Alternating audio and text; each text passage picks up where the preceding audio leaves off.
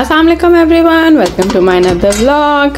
तो गाइस आज बिल्कुल वक्त ज़ाया किए बगैर मैं आपको सीधा ले आई हूँ अपने किचन में, जो कि किसी ज़माने में मेरी काफ़ी फेवरेट जगह हुआ करती थी, मगर अब मजबूरन मेरी फेवरेट जगह यही है। यूजुअली गाइस जब मैं कोई काम कर रही होती है ना तो मेरा क्वाइट मोड चल रहा होता है, क्योंकि मुझे ना कोई भी काम जो होता है ना बहुत ही ज़्यादा कॉन्सेंट्रेशन के साथ, फोकस के साथ करना होता है। अगर मतलब मैं एक टाइम में 2 या 3 काम कर रही होती हूँ ना तो मैं कुछ ना कुछ गड़बड़ी कर देती हूँ। अब तो मैंने फिर भी काफ़ी मल्टीटास्किंग सीख लिया है, मैं एक वक्त में 2-4 खाने भी बना लेती हूँ साथ में, मगर मेरे साथ बहुत ब्लंडर्स होते रहते हैं। और दूसरा, जब कभी मुझे गुस्सा आया होता है और यार मेरे हस्बैंड से मेरी लड़ाई हुई होती है ना, तब भी मैं बहुत सफाई करती हूँ। तो मेरे हस्बैंड तो कहते हैं, मैं सोच रहा होता है जब घर गंदा हुआ होता है ना तुमसे लड़ाई कर लो, ताकि तुमने बड़ी ज़बरदस्त किस्म की सफाई करती हो और उन दिनों खाना भी बहुत अच्छा बनाती हो। क्योंकि ना मैं खामोशी में ना बहुत अच्छा काम करती हूँ जब मैं खामोश रहती हूँ। वैसे तो मुझे बोलने का बहुत शौक़ है। मेरे बहुत सारे क्लीनिंग टास्क जो है ना वो पेंडिंग पड़े हुए हैं, मैं उनके बारे में सोचती रहती हूँ मगर कर नहीं पाती हूँ। और आज लकीली परीसा जो है ना अपने बाबा के साथ बैठ के कार्टून्स देख रही थी, तो इसलिए मैंने सोचा कि चलो आज यहाँ से स्टार्ट करती हूँ और देखती हूँ कहाँ तक कर पाती हूँ। तो गाइस खामोश रहने का मतलब ये नहीं है कि मैं मेरा दिमाग भी बंद है। उस टाइम ना मैं अपने आप से बातें कर रही होती हूँ, मेरे दिमाग में बहुत सारी थॉट्स चल रही होती हैं, मैं बहुत सारी बातें अपने आप से कर रही होती हूँ। वैसे तो एक साथ मेरे माइंड में ना काफ़ी सारी डिफरेंट थॉट्स चल रही होती हैं डिफरेंट टॉपिक्स पे, तो मैं सोच रही हूँ आप लोगों के साथ कौन से वाली थॉट शेयर करूँ आज इस वीडियो में। तो गाइस आज जो टॉपिक है जिस पे मैंने बात करनी है, जो कि ये सारा टाइम क्लीनिंग के दौरान मेरे जहन में रहा, मगर ज़ाहिर है उस टाइम मेरा फोकस जो था वो मेरी क्लीनिंग पे भी था, क्योंकि मुझे लगता है कि मेरे लिए ना क्लीनिंग और कुकिंग और ये सब चीज़ें जो है ना वो एक थेरेपी के तौर पे काम करती हैं, और मुझे बहुत सारी बातें जो है ना ख़ुद को समझाने का मौका मिल जाता है। तो गाइस अब आप लोग ये सोच रहे होंगे कि इसकी ज़िंदगी में क्या टेंशन है, इसको क्या परेशानी है कि ये तो कनाडा में रहती है और ये तो अपनी ड्रीम लाइफ जी रही है। क्योंकि बहुत सारे लोगों की यही थॉट्स होती हैं कि अच्छा आप बाहर के मुल्क में रह रहे हो, ख़ासतौर पर कनाडा में रह रहे हो, तो अब तो ज़िंदगी में कोई टेंशन हो ही नहीं सकती इनकी।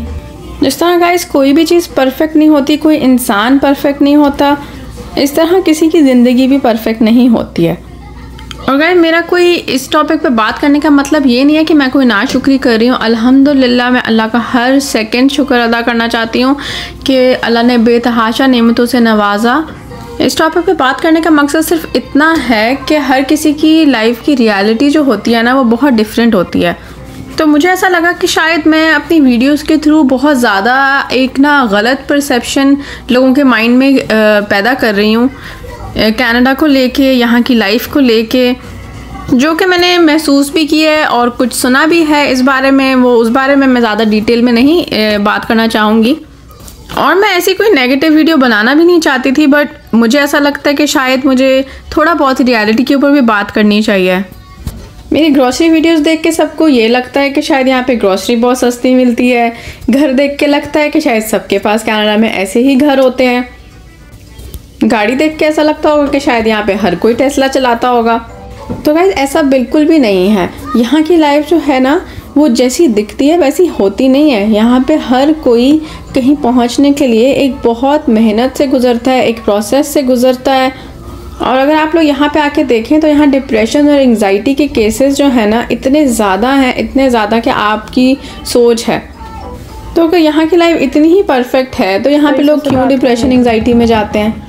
और तो मैं ये मानती हूँ कि सिर्फ कनाडा में नहीं, मुझे लगता है हर जगह, हर घर में हर कोई जो है ना, हर इंसान किसी ना किसी सिचुएशन से गुजरता है। तो किसी की भी लाइफ को देख के बज़ाहिर ये नहीं सोचना चाहिए कि हाँ भाई इसकी लाइफ में क्या टेंशन है, क्योंकि आप नहीं जानते कि वो अपने दिमाग में, अपनी ज़िंदगी में किस मुश्किल से, किस चीज़ से लड़ रहा है, किस चीज़ से गुज़र रहा है।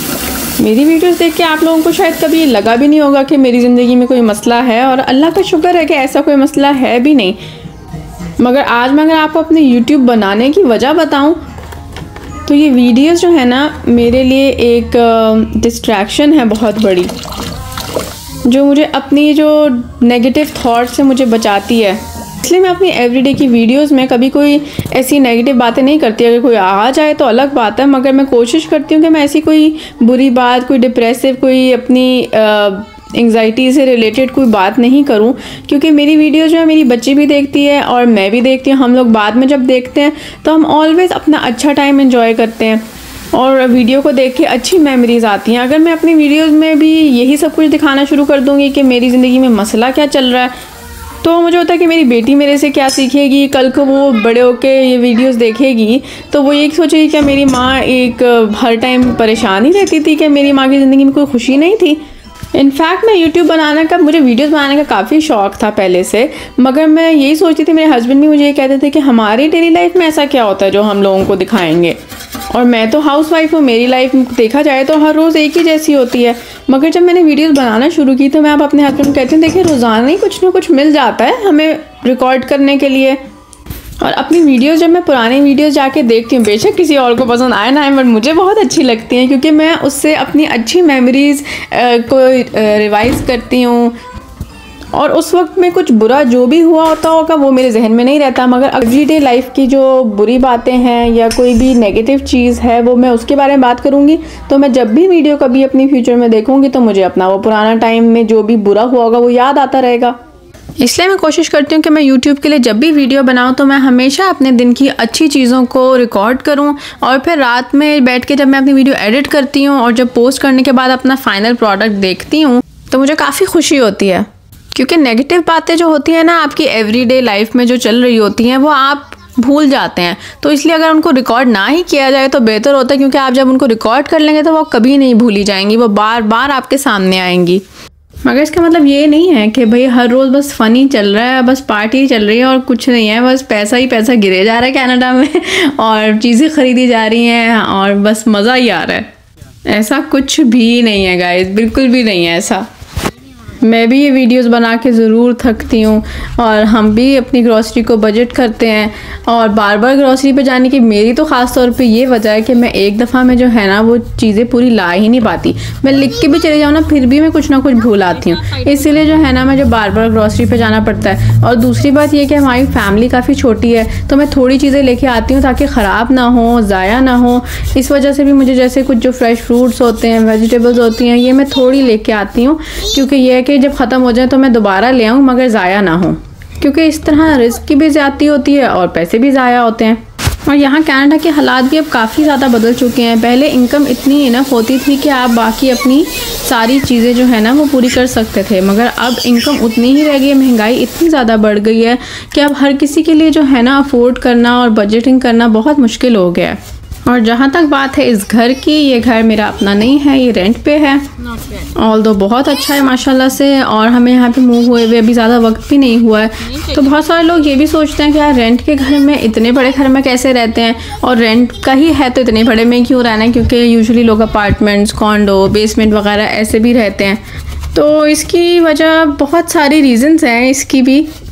वैसे तो मेरे और मेरे हस्बैंड की थॉट्स काफ़ी डिफरेंट हैं, बट यहाँ पे आके अब हमारी थॉट्स थोड़ी मैच करती हैं कि लास्ट ईयर जो है ना मेरा एक्सीडेंट हुआ था, तो उसके बाद से जो मेरी सोच है ना वो थोड़ी सी डिफरेंट हो गई है। पहले मैं भी लाइक फ्यूचर प्लानिंग और कि जी अच्छा भी पैसे बचा लेते हैं, बाद में ये ले लेंगे वो ले लेंगे। तो जब मेरा एक्सीडेंट हुआ ना तो उसकी स्टोरी मैं आपको फिर किसी दिन सुनाऊंगी, मगर उसके बाद से जो मेरी सोच है, जो उसमें फ़र्क आया था वो ये था कि अब मैं ऐसा कोई नहीं कि जब भी 5 साल बाद ये कर लेंगे, 10 साल बाद ये कर लेंगे, या अगले साल भी ये कर लेंगे, क्योंकि ज़िंदगी सिर्फ 1 सेकंड की है। इंसान को कोई भी नहीं पता कि उसके पास जो आज जो चीज़ पड़ी हुई है वो कल इस्तेमाल कर भी सकता है या नहीं कर सकता। तो खैर चीज़ों वगैरह को लेके तो मैं पहले भी ऐसी थी, मैं कभी भी चीज़ें नहीं बचा के रखती थी कि बाद में यूज़ कर लूँगी, या कपड़े कभी अभी बाद में पहन लेंगे, ऐसे कर लेंगे। तो मैं हमेशा जो है ना जो चीज़ है ना मैं जो वो अभी के अभी एंजॉय करनी है। तो हमने घर लेते में भी हमने यही सोचा कि अभी पता नहीं हमारे पास कब इतने पैसे होंगे कि हम अपना घर बना सकेंगे। तो आजकल रेंट्स इतने हाई हुए थे, इतने हाई थे, सभी घर इतने महंगे मिल रहे थे। तो हमने बोला कि चलो थोड़े पैसे और डाल के फिर अच्छा ले लेते हैं, क्यों हम टॉर्चर हुए कि हम बेसमेंट में भी रहें या कॉन्डो में भी रहें या किसी गंदे घर में जाके भी रहें और अपने आप को तंग भी करें। तो हमने बोला ठीक है यार कर लेंगे मैनेज, नहीं होगा छोड़ देंगे, जब तक मैनेज हो रहा है, जब तक अल्लाह ताला हिम्मत देगा कर लेंगे। तो बस ये ठीक है, जो है उसमें खुश रहें, जो नहीं है उसका इंतज़ार नहीं करें कि यार ये होगा तो हम खुश होंगे। अब जो लोग इस इंतज़ार में बैठे हैं कि शायद हम जिस मुल्क में भी हैं उस मुल्क से बाहर चले जाएंगे, किसी और मुल्क चले जाएंगे तो हमारी ज़िंदगी अच्छी हो जाएगी, पर आपको क्या पता उस मुल्क में जाके आप बहुत कुछ छोड़ के आएंगे जो आपके पास अभी है। तो कुछ भी अच्छा होने के लिए अपनी ज़िंदगी में कल का इंतज़ार नहीं करें, हर दिन में कुछ ना कुछ अच्छा ज़रूर होता है, उसको एंजॉय करने की कोशिश करें। जो अभी है उसमें बहुत कुछ अच्छा है, जो कल होगा उसमें कुछ नहीं पता आपको कुछ अच्छा होगा या नहीं होगा। आज अगर 10 चीज़ें अच्छी हैं मगर आपको कोई एक चीज़ चाहिए, कल को क्या पता आपके पास वो एक चीज़ हो मगर वो बाकी की 10 चीज़ें ना हों।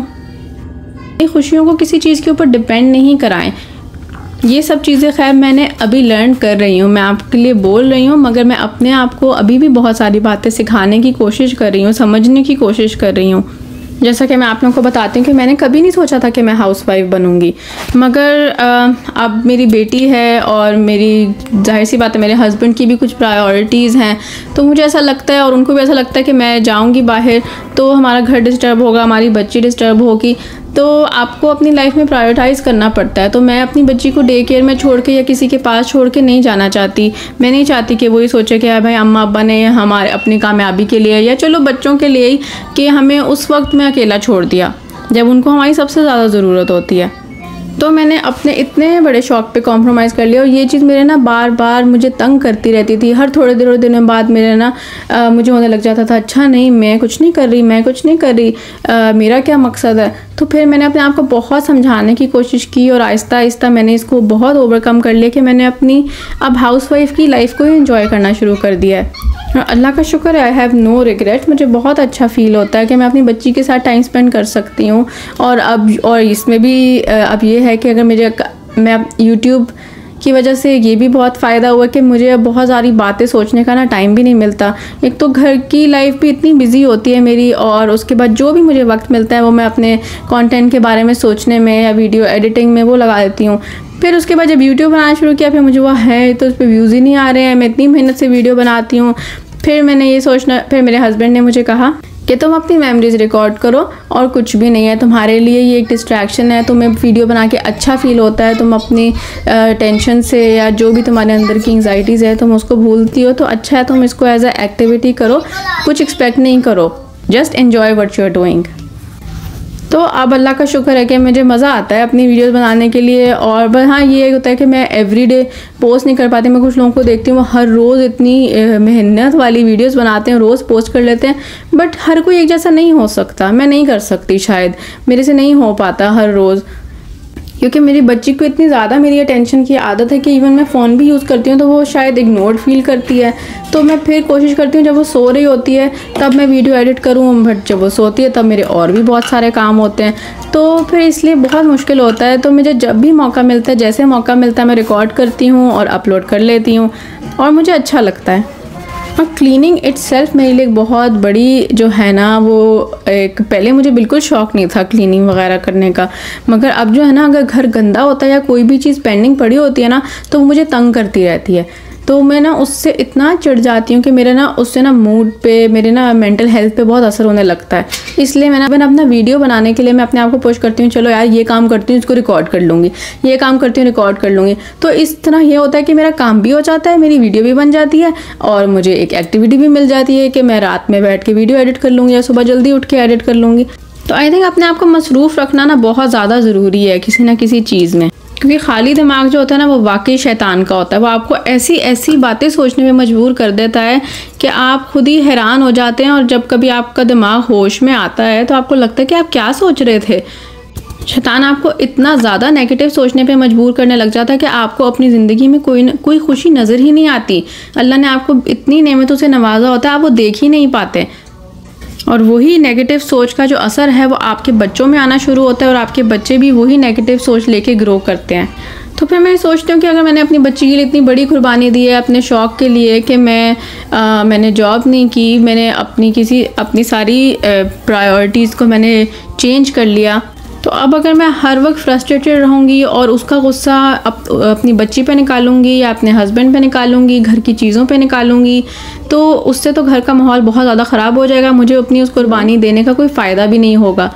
तो गाइस इस चीज़ को मैंने अपनी बहुत खुशी अल्हम्दुलिल्लाह एक्सेप्ट कर लिया और इसलिए मैं अपना टाइम भी अब इंजॉय करती हूँ। और मैं बहुत खुश हूँ कि मैं अपनी बच्ची की हर चीज़, हर एक्टिविटी जो वो करती है, जिस चीज़ से भी वो गुजर रही है, जो भी उसके डिफरेंट फेजेस हैं, मैं वो सब देखती हूँ और सब रिकॉर्ड करती हूँ उसके लिए, क्योंकि मुझे लगता है एक माँ का बहुत बड़ा रोल होता है घर में माहौल को बच्चे के लिए कैसा बनाना है, ये हम पे डिपेंड करता है। अगर हम घर के माहौल को ख़राब रखेंगे, वो बच्चा एक अजीब टॉर्चरस किस्म के माहौल में बड़ा होगा।